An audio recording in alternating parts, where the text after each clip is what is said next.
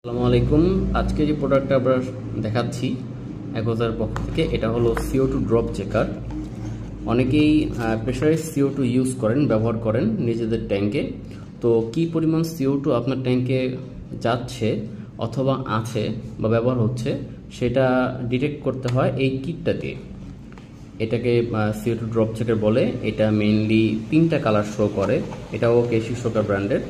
এটা মেইনলি 3টা colour show করে।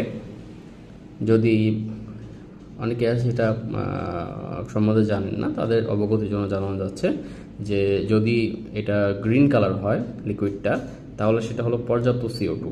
যদি এটা নীল কালার হয়, মানে ব্লু কালার হয়, তাহলে সেটা ডেফিসিয়েন্সি, মানে CO2টা কম দেওয়া হচ্ছে ট্যাঙ্কে। আর যদি এটা হলুদ কালার হয় তাহলে সেটা ওভার হয়ে যাচ্ছে, মানে CO2-র যে সাপ্লাই সেটা কমাতে হবে। তো CO2টা কতদিন টিকবে বা আপনার সিলিন্ডারটা কতদিন যাবে সেটা ডিপেন্ড করবে যে আপনি এটা কেমনভাবে ইউজ করতেছেন।